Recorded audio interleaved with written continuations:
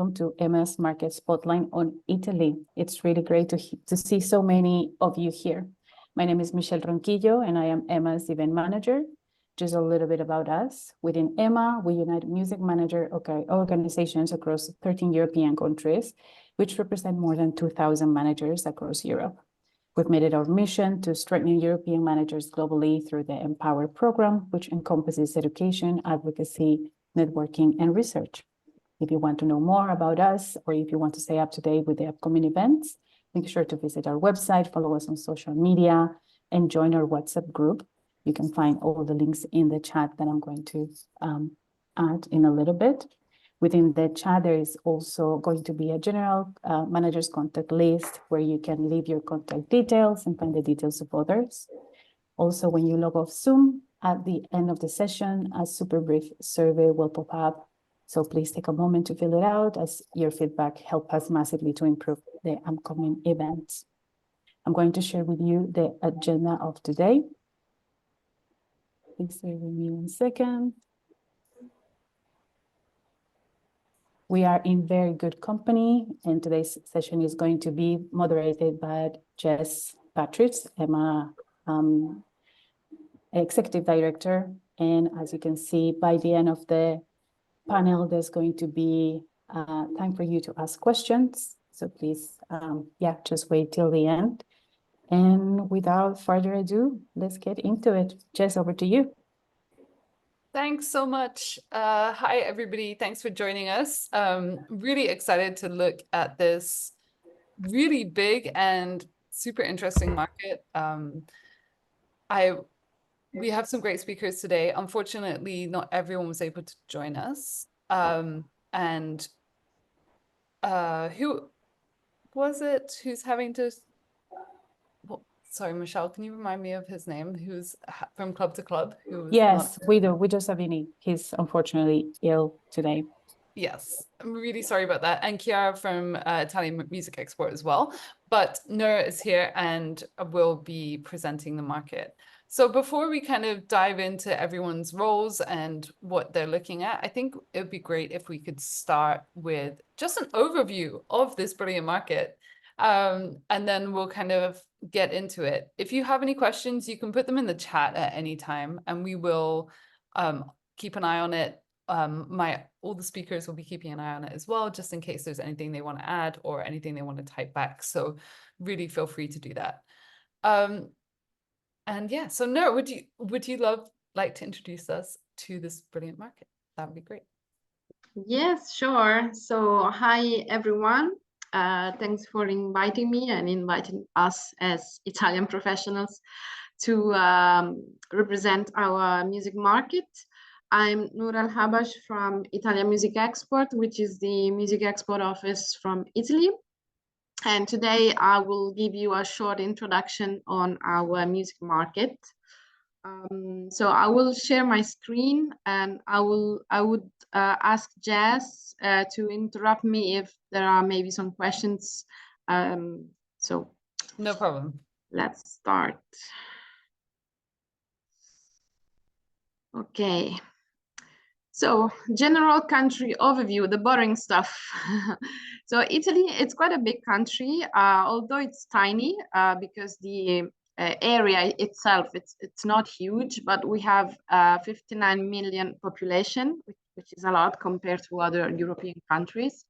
The median age, as you see, it's quite high, 47 years. We're quite an old country, but nonetheless, we listen to a lot of music.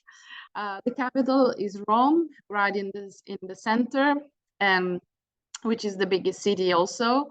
Right after we have Milan, Naples, Turin, Florence, and Palermo. So these are the biggest cities in Milan, and more or less the main cities where you can find music activity in Italy. So this is some economical stats. So the GDP per capita, it's quite low compared to other EU countries.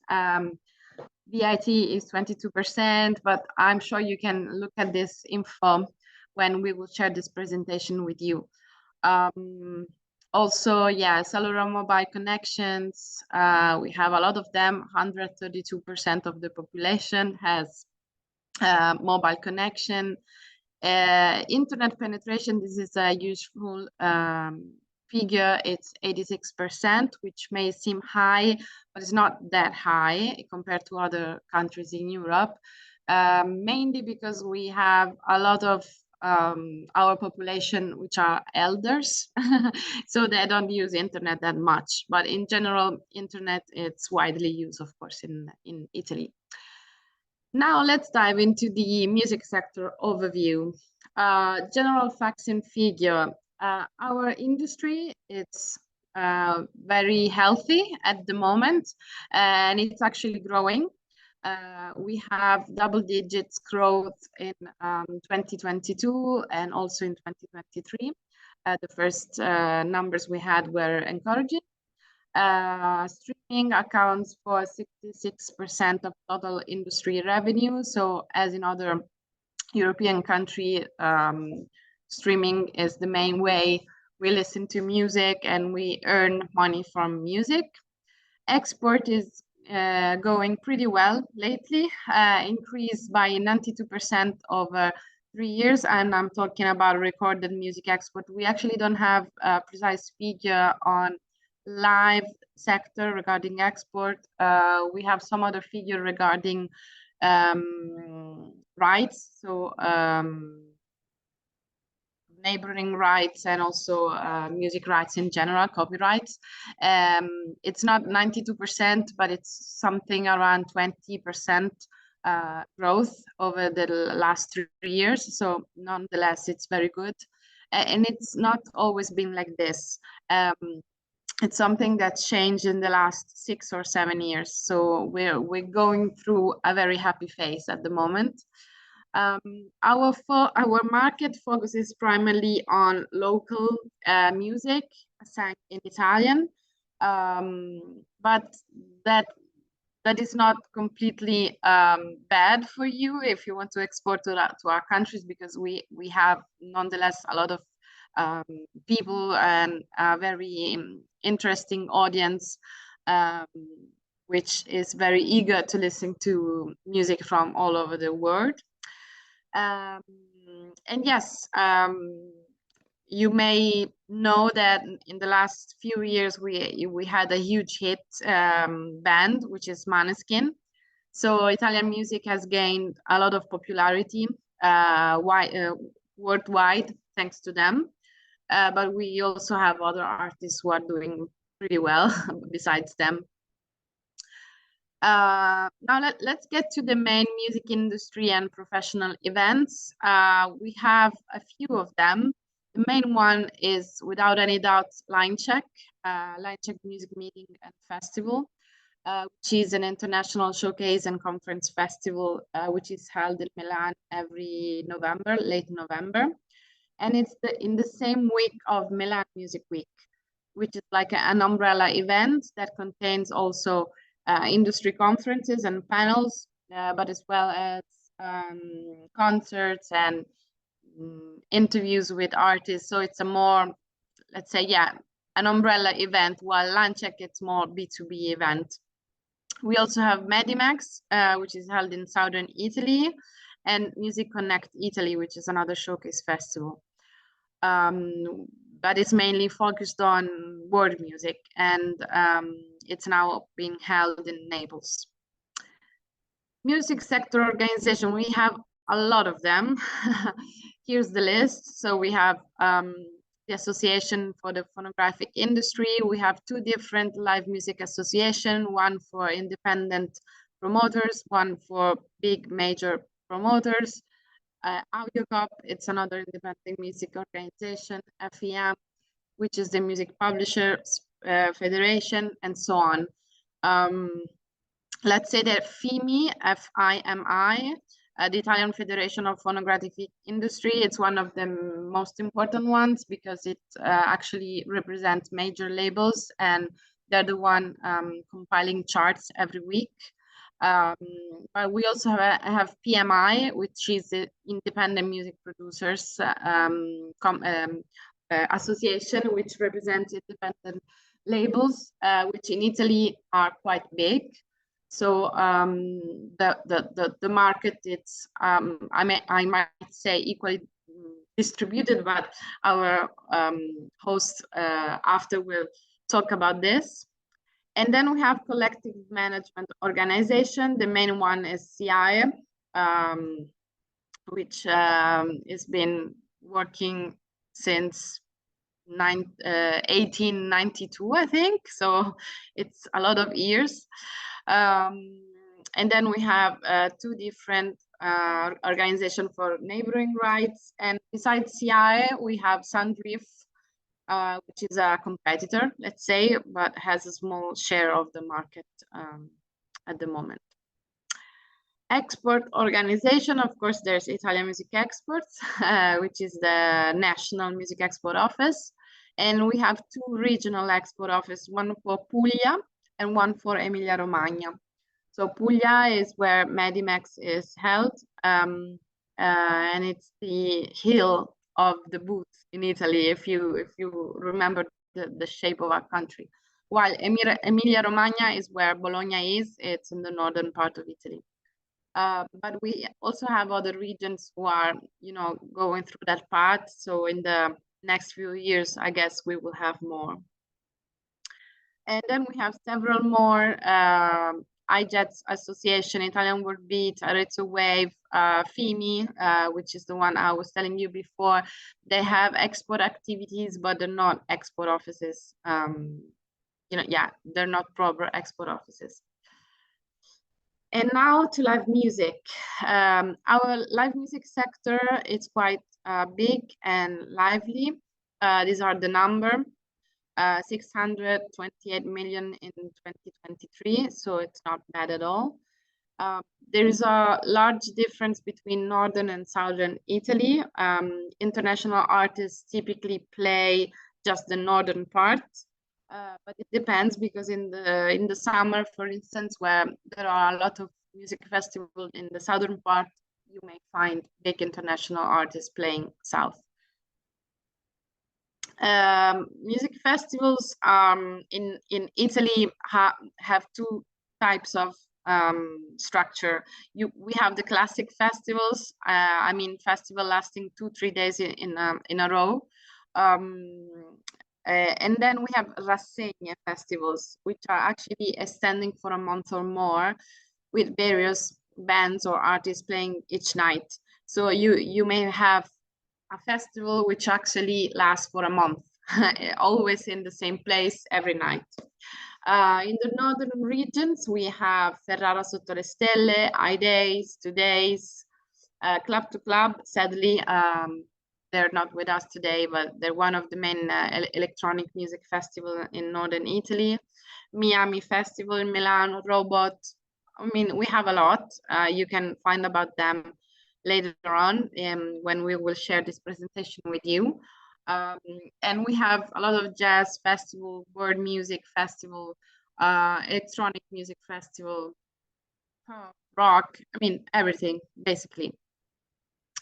And those were just the ones in the northern part. Then in the central region, we have Spring Attitude, Arezzo Wave, Lucca Summer Festival, Rock in Rome, Firenze Rocks, Umbria Jazz. It's maybe one of the oldest festivals in Italy. And then southern region festivals. We have a lot of boutique festivals in Italy, because of course people like to have a vacation in our places and then go to a festival. So a lot of the festivals we have, especially in southern part, combine these two elements.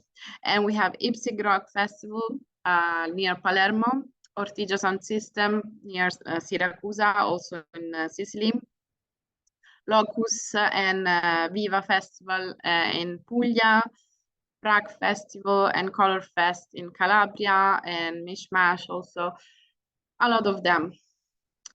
For what concerns venues and clubs, we have a big network of small clubs all over the country.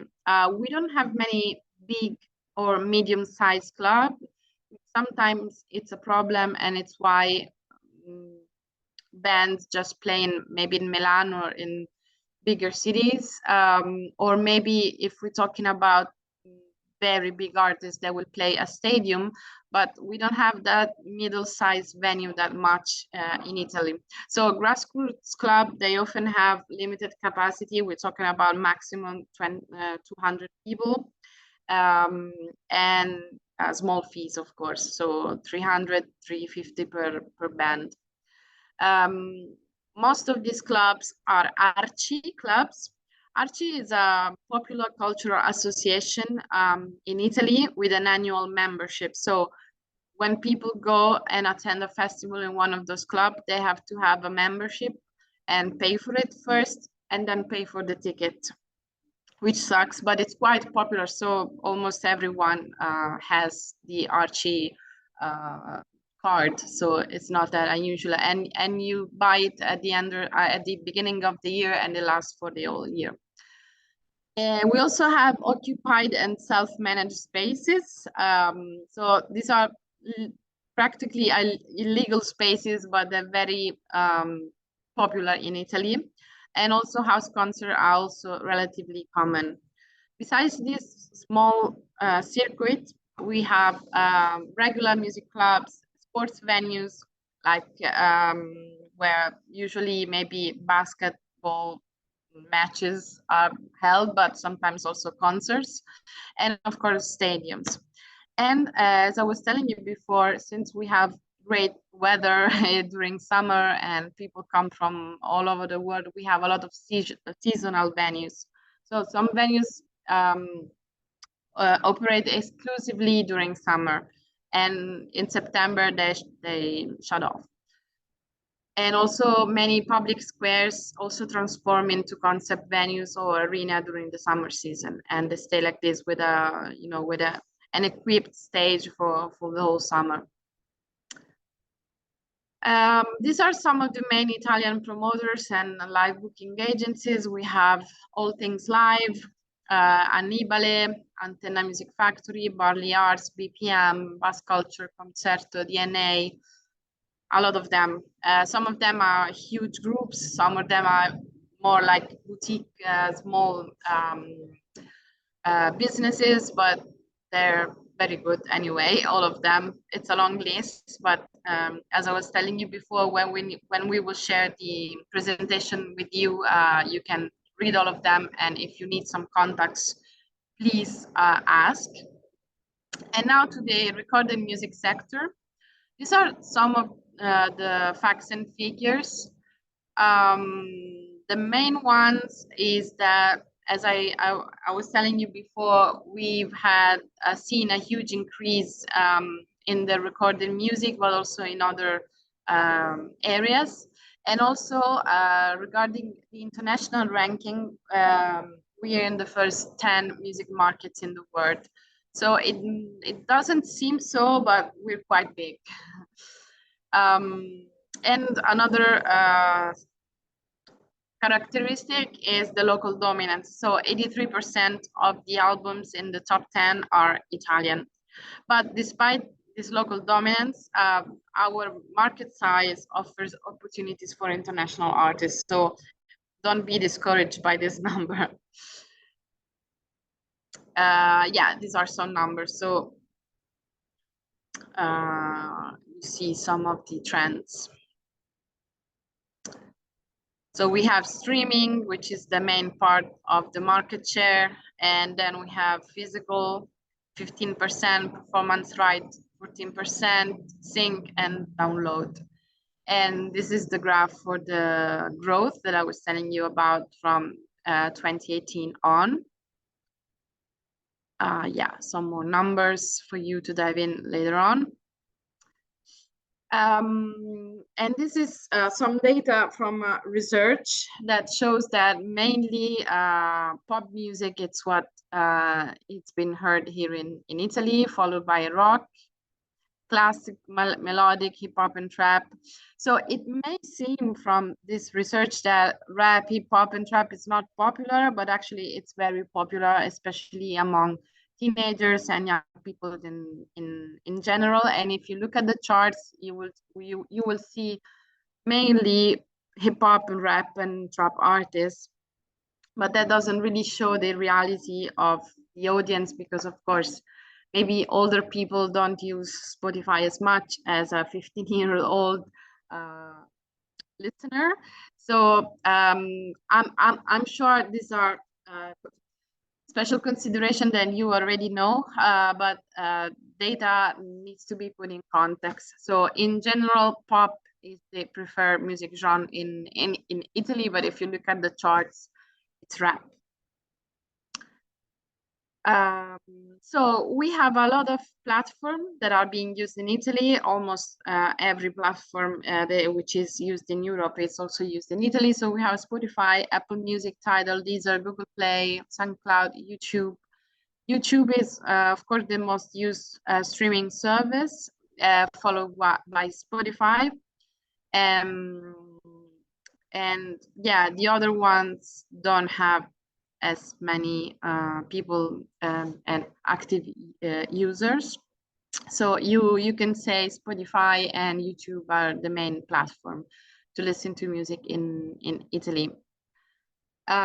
These are some of the biggest and most important labels. Of course, we have the three major labels, Sony, Warner, and Universal, but we have also a variety of independent record labels, which are also very, very good. Some examples here, of course, there are a lot.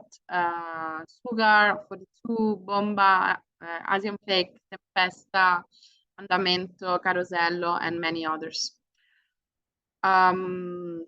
Yeah. So the distributors, we have the main distributor, which is Believe, followed by The Orchard, and Warner distributor, Ada Music. So nothing new, I guess, compared to other European countries, and a local distributor, which is called Artist First, which for the moment only operates in the Italian market, but it's quite strong. And also popular distributors among independent artists are TuneCore and CD Baby. Music publishing. So we, of course, have same thing. So major publisher, Warner Chappell, Universal Music Publishing Group, and Sun Music Publishing. But we have also a lot of independent and also very old publishers in Italy. Some of them have been active for 100 years or even more. The collecting management organization, CI, is also over 100 years old. So the old publishing sector in Italy is quite, long lasting. What else? Yeah, Music Sync have had in 2022 a huge turnover of 30 million, growing 26% from the previous years. So the growth trend is also affecting the publishing and sync market. So these are one of the three main independent publishing and sync companies: Sugar Music, Curci, which is the publishing side of Carosello. We have here Guendalina, who will maybe tell us more about this, and Caffè Concerto. These are also smaller publishers, independent ones. Also, we have compiled this list for you to browse later on. And we also have two publisher associations, which are FEM and IMUSA. Media. So our media ecosystem also is quite similar to the one of France or Spain. The primary source for music discovery is, of course, social media and music streaming, but TV and radio are still quite popular. 90% of Italian adults use streaming services. Yeah, and TV and movies are also quite popular in Italy, so Synch has a significant role in our country. Public radio station, we have three main public radio stations, which are Rai Radio 1, Rai Radio 2, and Rai Radio 3. And they have slightly different artistic direction. So the Radio 1 is more focused on news and talk shows. Radio 2, it's more pop shows and popular music and entertainment. And Radio 3, it's about literature, theater, cinema, and they play mostly jazz and classical music. And then we have commercial radio stations. There are a lot. Most of them are quite big, and these are some of the main ones, except for maybe Lifegate, the last one. It's not as big as the others at all, but it's an independent radio about sustainability, and it's quite well known. And they have a very how could I say it? I mean, they're quite keen on discovering new music, and so their artistic direction is very open to new emerging music from all over the world, and that's why we included them in this list. Online music press in Italy is not doing very well as in the rest of the world. So we have the Italian edition of Rolling Stone and Billboard, and we have a lot of independent webzines. The main ones include Rocket, Rockall, Rumore, Blow Up. They all been online for more than 20 years. But of course, people now just, reads Instagram's posts and stories, so they are still online, and they're still writing features and articles and interviews and everything, but of course they're not as important as they were maybe 10 years ago. Then we have, of course, news and fashion magazines, like daily newspapers like La Repubblica, Corriere, La Stampa, and Italian editions of Wired, Esquire, Vogue, and they all feature music content. And another magazine I want to mention is Zero. The last one is in the list, because it's a free press magazine which is distributed all over the country, or at least in the main cities. And in every city there is a local edition, and it's just a links. A list of concerts, events, DJ sets, and general happenings and events. So if you're planning to play in Italy, be sure to be featured in Zero. Print music press, same goes for what I said for the webzines. So they're not so popular at the moment, but they resist. So we have specific magazines about music. So we have Rolling Stone, Rumore, Blow Up, Billboard, Rockeriglia, and other genre-specific magazines. We have daily newspapers, and yeah, that's it. TV. So the same goes for TV. We have public channels and private channels. RAI is the state-owned public service broadcaster, and we have RAI 1, RAI 2, and RAI 3, same as the radio. They cover an average audience share of almost 40%.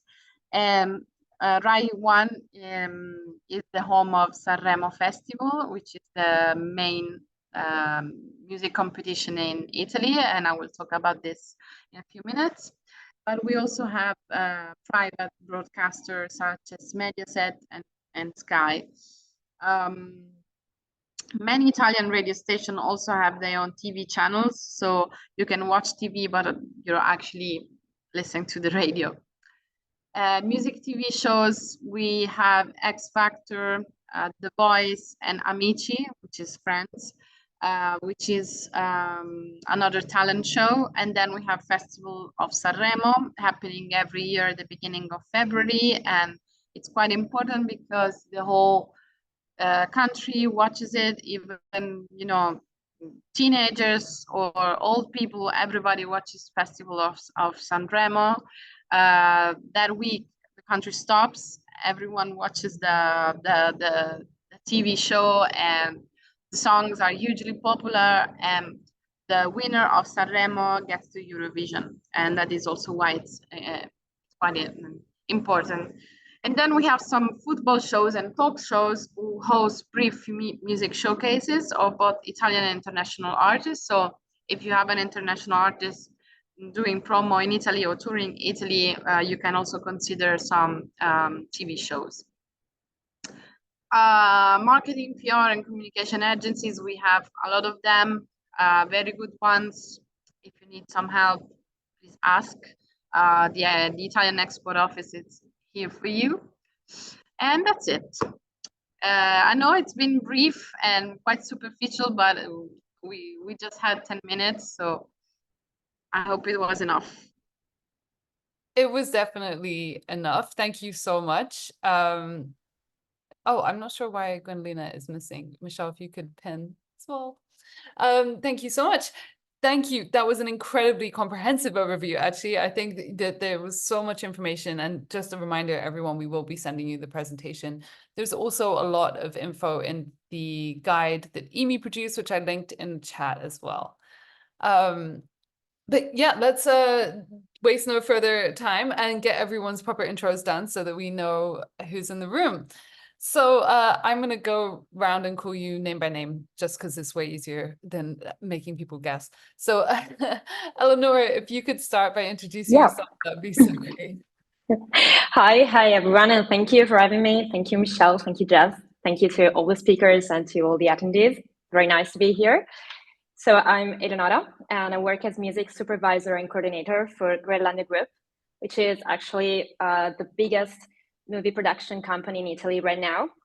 And I don't know how many of you are familiar with the job of the music supervisor or coordinator, because I know that, as Noor was saying before, the sync market is actually pretty big in Italy and brings quite the income in the market, generally speaking. But as a professional figure, I believe that there's not much speaking about supervision and coordination of music. So what I do is actually taking care of the commercial songs in the movies and TV shows and documentaries, which means both taking artistic choices and licensing music from, technically, is buying music, buying songs. And they can be both songs that I've chosen or proposed to the director or the producer, or those that either the director or production has chosen. And the job starts from the scripts. The music supervisor or coordinator has to read all of the scripts to be aware of the music that has already been thought in the writing process. And then it goes through all of the production. We have to follow the set production to make sure that no music other than the one that has been noted is being used. And we have to follow the editing phase, of course, in the mixing phase. And then when all of the product is done, we need to make the contracts, the licenses. And all of the process ends with the cue sheets that are these documents, really specific documents in which we need to list all of the cues, as in cue sheet, of course, that are both the original cues composed by the musician and composer, and the commercial songs. And we need to prepare these documents for the players and the distribution. So it's a, I don't know, it's a very complete kind of job. It's a very, it's one of the few figures that really follows all of the steps of movie production or TV show production. So this is just an introduction of my job. Awesome, thank you so much. Yeah, you really go from the very beginning to the final product. Yeah, exactly. Cool. Cori, it would be great if you could introduce yourself. Thanks so much. Yes, hello everyone. Thanks for having me. My name is Cori Chinnici. My pronouns are they, them. And I'm Italian, but I've been living in London for 6.5 years and in Amsterdam for a year. So I'm here to bring my experience as sort of a network enabler between the two countries, and hopefully giving you some case studies as an example to follow to create these sort of interactions, especially from an upcoming independent level. So not necessarily with many resources, both economically and as a team. In my day-to-day, I am a music tech expert. I work for BMAT Music, and I look after digital distribution, royalty accountancy, and intellectual property management. I'm also part of the board of Indie Pride, which is a non-profit that fights sexism, bullyism, and homo-lesbo transphobia in the music sector in Italy. And here I will also share some advice on how, when there are language barrier, we can find collaboration, common grounds on shared missions and battles. And then I am also co-founder of Sound Nicolò, which is a creative studio here in Florence. I live in Florence, which focuses on sound design, mix and mastering, but most importantly, it's starting to build a network that wants to nourish a more independent way of creating connections to then grow to a mainstream level. Amazing. Thank you so much. And feel free to share some links to those organizations in the chat as well, because I think people would really like to know more. Guendalina, can I get you to introduce yourself, please?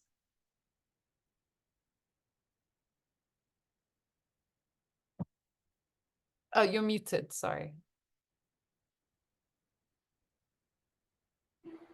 Hi, everyone. I apologize already because my connection is not working very well. My name is Guendalina. Thank you for inviting. I'm label coordinator and sync licensing manager at Carosello Records, which is one of the main independent record label in Italy. That means that I oversee basically everything that goes on at the label, and I also do the sync license and everything. And I'm also part of Edizioni Curci, which is the biggest company as a publishing company of Carosello. Which is one of the biggest independent publishing company in Italy. I'm part of CIE as a supervisory board member, and I'm a board member as well at Impala, which is the independent music companies in Europe. And that's it. That's me. Thank you. That's perfect. That's more than enough. It's quite a lot, in fact. That's amazing. Thank you so much. Christoph, last but not least, it'd be great if you can introduce yourself, and then we'll kick off by chatting about live. And I think it'd be great to talk to you a bit more about your work. Hey, good evening, everybody. I'm Christoph. I'm obviously not Italian. I'm German, but I've been living in Palermo for a couple of decades almost. So in the deep, deep south, very far from the music business. Something is developing also down here, but I escaped as far as I could. But yeah, I look after a couple of American artists in management that have got nothing to do with Italy, so that's not really the topic in this case. I've been also a founding member of the Managers Association, which is currently reassessing. So we'll see in the future where we'll land. Basically, besides the main job, which is anyway management of the artist management, well, that's what I've always been most passionate about. Every other client is also, of course, extremely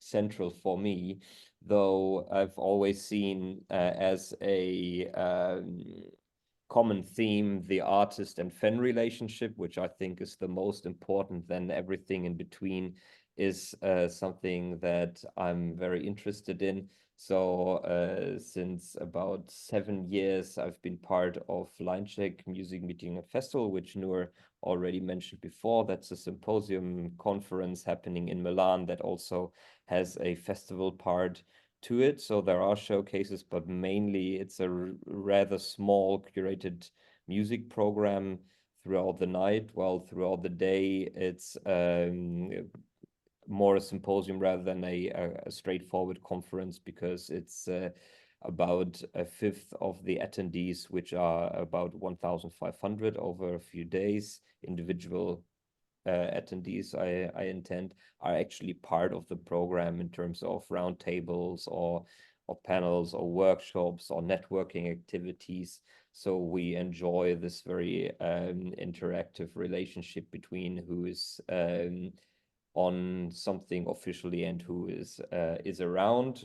We have a few summits, including Synch, where we also had the pleasure to involve a few of you here, including Eleonora, and we work a lot on sustainability issues, both ecological but also social, because the company who backs Linecheck is Music Innovation Hub, is a social impact investment backed company who also looks after other events, but the main event is Linecheck. So that's the 3rd week of November this year, before Thanksgiving, American Thanksgiving, if there's anybody from overseas. We've been a founding member of the Federation of Music Conferences. Then we are very much involved with Music Tech Europe as a umbrella organization, and generally the event also hosts a series of platforms and European projects and networks and so on as a hub, and it's very nice that people enjoy coming to our place to do their assemblies and so on. So besides Linecheck, where I'm a project manager, but overlooking mostly the conference part and the incoming delegations.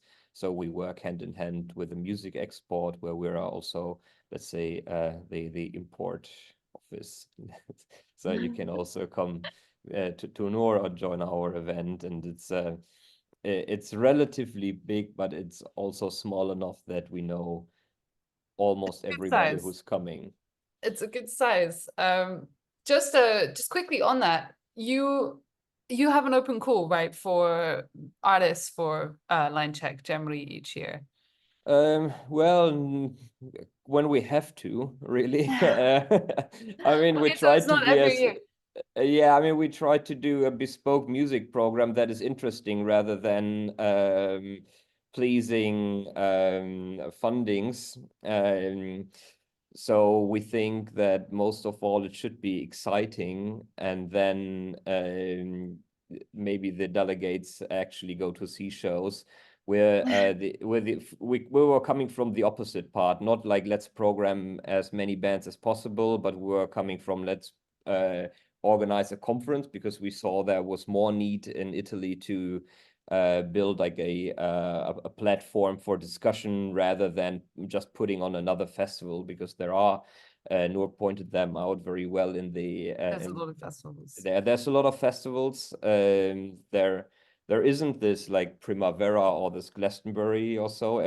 Almost every attempt of doing something like this failed terribly, because it just doesn't work, and the Italians who enjoy this size of events go abroad. But there's a very vast number of very well curated and very interesting festivals all over the place, which I happen to be also part of one that Noor also mentioned, called Ypsigrock, which is in Castelbuono, which is in the foothills of the mountains close to Palermo, and that's happening in the 2nd weekend of August in its 27th edition this year, where we are also happening to be a leading partner of a project called SMA, which is Small Festivals Accelerator, where we work with another few European festivals on such events that are more value driven and community events rather than straightforward commercial undertakings. So management, Linecheck, Ypsigrock are the principal things of my activities. Great. We're really running out of time, but it would be great if Christoph, if you can speak a little bit more about, as you know, you look after international bands. So when they're coming or looking to come to Italy, what stands out? Are there particular trends, and are there things to watch out for? Obviously, you were talking about, Noah was pointing out that some of the venues aren't active all year. So are there certain times of year it's much better to travel to tour Italy? Are there certain days of the week that work better, or anything like that, in your opinion? I think that's pretty much as a bit everywhere. I mean, if you go into maybe the province, then you won't want to play on a Monday night, you know, while maybe if you have an act that anyway draws audience, then you can play Milan on a Monday. That's the rest nothing. of it, like times of the year, like is it better to come at certain... Well, you won't want to play club shows May onwards or late May onwards. That's just getting too hot. And as compared, for instance, to Spain, the clubs are not always well AC'd. So you don't go to a club to have a fresh night. In Italy, you stay outside and do something different. And there are also so many interesting outdoor venues that put on these concert series that also Noor mentioned. I think it works. Italy, like when it comes to international artists, it works pretty much like other markets in the sense that you have the CTS, Eventim, FKP Scorpio outlets in different agencies and different forms, and then you have Live Nations with their affiliate networks, plus a series of more independent artists. That those are the ones that agencies, excuse me, that correspond with normal international bookings, you know, UK agencies or the European ones that book internationally. I think there's a massive electronic music scene that is extremely well doing, and there's, I think, a big demand and a very good curation in more like posh and niche electronica from Club to Club and Terraforma and all these small events all over the place. Awesome, thank you. Obviously, if anyone else has anything to add about live, you're welcome to at any point. But I was going to move to Guendalina. You mostly work with Italian artists, right? But when it comes to international artists releasing in Italy, what do you think you're looking for there? What makes artists stand out, and how can they collaborate best, obviously, with your Italian artists?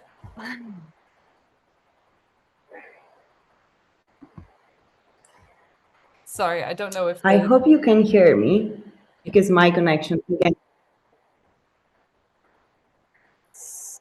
I hope you can hear me, right? Okay, it's perfect. So I believe that it's an interesting time for Italian labels to promote international artists, because compared to a time where there were no digital platforms, no international PR offices or promotional, or it was more difficult for artists, not the one that are under a major label, of course, but it was easier for a local label to pick up a project, an international project, and work on it as if it was Italian. So basically, they had to work on that project from zero to whatever. Right now, I mean, every artist around the world already has the chance to have their music listened everywhere. It's easier for them to be known some way. So I guess right now for a local label, the aim is to expand that knowledge of that specific artist. So with the connections, with the promotional agencies, or with the live agencies, or with festivals, all those that Noor mentioned before, there are so many activities going on in Italy that are very happy to host international artists. And I think that is the work of local labels, to connect those acts that may not have a knowledge of what's going on in the market locally, and to help them have a show there, like either if just to get them to know or just to perform. So that's what I'm. If a well, no, that's great. What a label is looking for, I think, is how catchy can that artists be on the market. But as we said before, there is a very good interest in international acts. So basically, there are so many genres and so many different places in Italy that have different shows interest in those different genres. So there's nothing specific, I would say, that we are looking for. No, that's really great insight. It's so nice to hear how open you are to working with international artists. And also that connecting the dots is a really important part of what you do. One really quick question before I move on to asking about Synch. When it comes to your artists touring around Italy and their merch, what merch is selling really well now in Italy? Like what are you recommending your artists make up? Is it still worth bringing CDs, for instance? Any merch, I'd say. Pardon, can you say it again? Just, is it worth bringing CDs still? I think it does, actually, because I think merch, every kind of merch is working very well now in the market. I receive requests from promoters that needs more CDs or vinyls for the tour, that they were not expecting that sellout at the show before, so they're running after it for the next one. So I'd say that merch is very important. It's very catchy. It's very, me speaking as a music fan, when I go to a show, I like to see what kind of merch the artist is selling, because it also gives you an idea of, usually, or that's how we work, of the artist, how the artist commits himself to the way that he spreads his music. I think it's another form of sharing his music. Yeah, really is. Thank you so much for that insight. Eleonora, I just wanted to ask you a bit more, because you were saying in your intro that there's good opportunities for international artists within Synch in Italy. How do you work with international artists, and like what are you open to? Give us a little bit of an overview of that opportunity. Okay, well, first of all, I have to be honest and tell you that if in the audience there's any artist or manager that are looking to be in touch with music supervisors or coordinator, you have to know is that finding us is quite like looking for unicorns in the park. There's quite few of us in Italy, and I believe this is because for so much time, directors and productions have been taking the music repertoire matter in their own hands. So we are slowly coming out of the woods, but unfortunately there are no official institutions to contact us. So there are no guilds in Italy. We're working on that, but still there's none. But of course, once you get to be in touch with any of us, and I suggest you do that via social media, and I'm talking about mainly LinkedIn, of course, but any social is really good. Once you do that, you realize that we are actually very interested in working with international artists. We do that a lot. For example, in my work with Groenlandia, we have been using a lot of even smaller and independent artists in one of our biggest productions, which is the TV show called The Law According to Lydia Poet, which has been quite successful. We had the first season out, it was last year, and the second is coming out the next autumn. So you will see that there's plenty of international artists there. Actually, I think there's only international artists. And apart from that, also in movies and in other TV shows, we really like to use English or French or even German or any other language, actually, kind of music. And I think this is part of a wider mechanism in the movie industry in general, this tendency to try and make things as international as possible, not only for the music side, but also for the production side and all that's visual. It's part of I think we're looking for a new kind of language to be local, because we are very, I think I can speak for each and any of us when I say that us Italians are very proud of our local cultural products. And we need to have our products to identify with us and our culture, but we're also very curious about what comes from the outside. So we're trying to make all of this in a very specific kind of language. And I do that a lot in my work. So, yeah, there are opportunities. And so other languages are okay as well. That's really interesting. Like it's fine in English, French, like yeah. I've been using even Russian songs. I mean, I've been doing really a lot of different things, and I think it's really cool because what I was saying is that the kind of products give the opportunity to do this. Maybe it wasn't the same like 20 years ago, or 30 years ago, or even 10 years ago, but the things they're producing now are, you know, they give space to this. So of course there's a chance to do that. So yeah, sharpen your pitch emails and get them out to Eleonora. You know, really. Yeah, please do that if you do that. That's really great. Thank you so much for that insight. Thank you. Cori, I wanted to talk to you a little bit about the collaborating between other countries and Italy, and maybe some of the things you've noticed about the differences, things to watch out for, and how to have successful collaborations between, especially, I guess, Italy and the UK. That's your expertise, but. Yes, absolutely. I'm gonna try to be very practical and give you some examples based on my experience and case studies. Of course, I come from a very proud grassroots and independent way of working. I've been a manager myself independently for 4.5 years in London. So I can empathize somehow with the overwhelm that you can hear about all these informations and sometimes the inequity that can come out of it.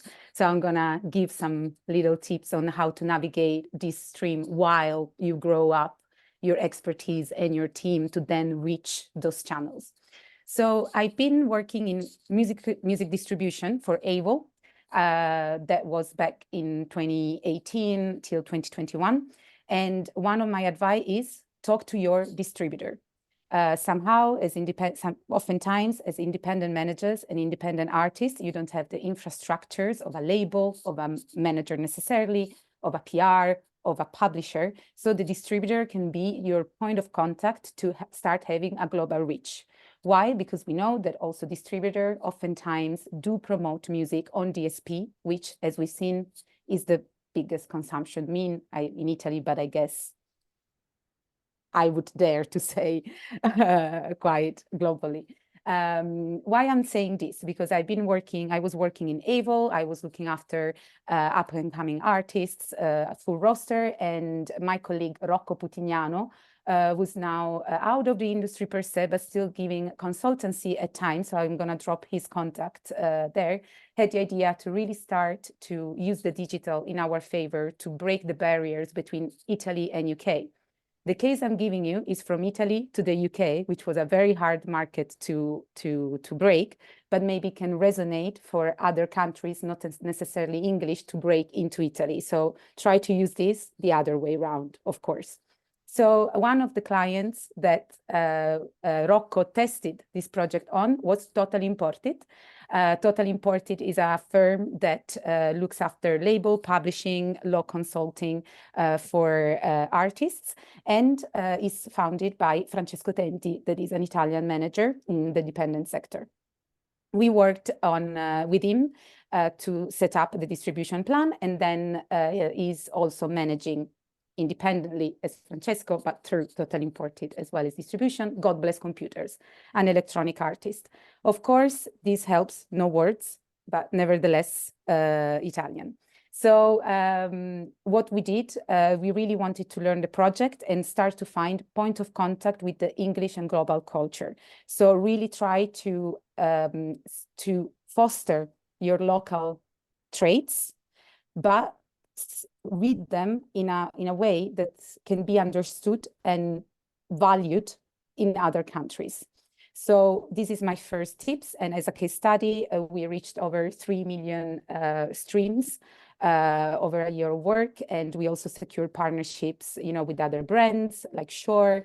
It was COVID, but he got a gig at Liverpool Sound City Festival. So really talk to the distributor, find other means. Also because sometimes in distributors, there are immigrants working. So you may find point of contacts that are actually from other countries that can have a passion to break bridges and accessibility to the industry and start building connections, which has been my mission ever since then. Just to give full journey, the Francesco's work has been continuing, and also the support after me moving back in Italy is continuing our collaborations. And now God Bless has been signed to Jakarta Records for his last album, Faded Views, and is going to open for Bonobo in a month in Bologna. So you can see how slow build and really nourish on the, let's say, micro towards the macro can help. Then another practical example, it's always about cherishing your, like rather than trying to fit in a market, try to make your peculiarity, your upselling and point and wow effects. Why this? Because in Italy, we forget that there are many immigrants, so many communities that speak many other languages and that are consumers. And Italy, because it's so focused on local language, doesn't necessarily cater for these needs. Example is a collective of DJ of a former producer that I was managing. It's called Love in the Ends. And they do collaborate with local artists from all over Europe and the world. And then what they do tour with different artists in each country. They also collaborate with Fervo Fluxo, which is a party that started in the UK. The genre is baile funk. So not necessarily one of the main genre we see in records, but they proposed it to Tunnel in Milan. Is a live club, 400 capacity. They did sold out and secured residency in Tunnel e Sant Lanificio in Rome, another mid-size venue. So what is the takeaway from this? Try to really focus on what type of added value your own artist or your own project can bring to a foreign country, and maybe cater for other communities within the same territory, given the global digitalized world we live in. And in this sense, I'm going to drop the link, but it's a reality that I think amongst the speakers is very well known. In Italy, there's this organization called Boutique that focus on creating connections between tourism, valorization of territories and music, and they really work as well on a European level, also together with the work that Noor does. So really try to find these mediators between territories that then can enable, different connections. And yeah, lastly, Sorry, no, it's all super, super interesting, but I'm just really aware we're 5 minutes over already. Sure. And so if you are able to share those links and give some, I know that you shared some more of the examples earlier, which is super useful. So yeah, if you can, if we can continue, I just want to make sure we have time for a quick Q&A. And also, so anyone, make sure that you ask your questions in the chat. And then I just want to check in on all of you on any kind of like last minute recommendations, anything that might have come up when it comes to exporting your music to Italy. I know it's been extremely quick, but is there anything you want to add and help people understand how to successfully build their audience in Italy? Yes, Christoph, please. Yeah, I might want to add that it's a very complex country with a lot of different cultures from north to south, and with a lot of opportunities. So it's not a country that you can sign off as one of the territories that won't really work. I mean, if you can, sometimes it works that you take it along as amongst a global buzz. But if you really want to do something here, you need to find some time to connect with the local players and with the local artists and with the local culture and make sure, it's like going to Japan. There are a few things that you don't want to do and other things that you might want to do, like in social interaction. And that can take you quite long. So makes sense to spend some time here, get into the mood, and don't be too quick. Come to Linecheck, I think, is your advice there. No? Well, you are saying that. Yes. Yeah, I'm saying that, but Of no, course, we can only offer the platform that we have, and we rely on our partners and our delegates' input on how we can make this more bespoke and interesting for everybody. But yeah, there are also other interesting events, not only us. It just takes a bit of time to really familiarize with the market, because there are so many interesting also independent labels and agencies and so on that do not relate to this let's say normal hole in a needle kind of indie circuit, which is really hard to get in. But you can also build a substantial following by doing something completely off kilter. I mean, I think Linecheck is a great place to start, though, if you want to start meeting some Italian industry and understanding how everything's working. So it's a good start. Certainly super interested. Do we have any other questions or anything to add? There was a question about whether there's grants for Italian artists. And I've pointed out that sometimes Italia Music Export do have some grants. Saren, do you want to ask a quick question? Hello, hi, yes, but I was wondering if I had a minute or two. So if you wanted to carry on going through the things you're going over, because I've been working with the Italian music industry for the past few years, and I just wanted to give some insight. If you'd have me do so. So when you are ready, please let me know when it's possible. Okay, so I work with the hip hop scene, because obviously that's what I was asking in the group if anybody's familiar with Francesca Bondioli, because she does a lot of linking between the UK and the Italian music industry. And for the past few years, I've come to a lot of realizations of my own. What I've tried to do when I was out there, still go back and forth quite a bit, is speak to the Italian brands, the actual brands, like the Versace's, the Pradas, the Gucci's, anything fashion related, because I feel like a really good way to actually prop up and propel the music industry in Italy is to get the brands to invest in their artists, because I find that they do their catwalks with a lot of big hip hop artists who have quite a questionable reputation, but they don't invest in their own artists, which is a bit stressful. And I think that would be a really good way, even if it's just doing marketing deals or getting these bigger brands to actually form grants and open studios. And this is what I've been doing for the past few years, and I'm just really happy to be a part of this chat, because the one thing Italy does have is cult-like listeners. And there's a few points mentioned on here that pointed out to me that I feel like I've been using as a selling point to people back and forth between the labels over here and the labels over there. So I'm quite familiar with Brioche Publishing. I'm quite familiar with a couple of people in the hip hop scene.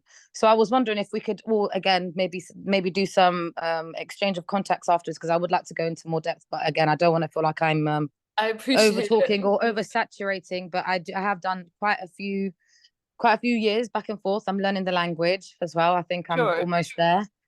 So I think we should definitely talk some more in depth once we exchange some contacts. But that's just pretty much my view. I think once the brand starts to invest. Sorry, say that one more time. That's great. Thank you. And Cori shared her email. I've shared mine. You can get in contact with me and I can. Perfect. Thank you so much. We have one other question. I just want to ask it quickly before we end. Maybe it's one for you, Christoph. How far or maybe Guendalina, how far in advance do Italian festivals book artists? Are they booking as far in advance as other territories? Is it kind of standard? Yes, the answer is simply yes. If it's normal international headliners or artists, then they do their European routing, and maybe it's the Italians are amongst the last ones to offer. Also because the public funding schemes they kick in really, really late. So many times when you apply for public funding, then you won't know until after the event if you really got it. So it's a bit shaky. So that sometimes triggers that you confirm a few bands relatively late, but I think that has been sped up over the last years to pretty much normal international standards.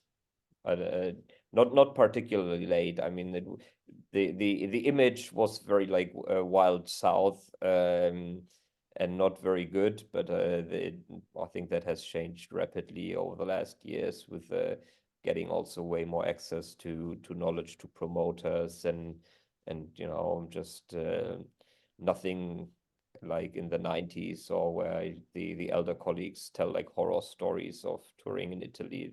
Those days are completely gone. It's contracts and wire transfers and deposits and, you know, on sale dates, like a bit like everywhere in the world. Okay, I think cool. we're getting up to good standards, though. You can still do some grassroots stuff, which works well anyway. When it comes to the hip hop and rap trap stuff, I think there are also some very interesting independent big players that definitely makes sense to investigate. Absolutely. Amazing. Thank you. I don't want to keep anyone any longer, I know it's into your evenings. But if you do have any extra questions, because I know we haven't had loads of time to ask them, please send them over to us. My email is in the chat. And I will make sure that our wonderful panel of experts are able to get back to us and maybe shine some more light on those particular specific questions. But other than that, I just want to say a huge thank you to you all. And again, sorry, it was a whirlwind, but you all had so much insight, and no, your presentation was incredible. Thank you so much. Really, really appreciate it. So yeah, great. Thank you, everyone.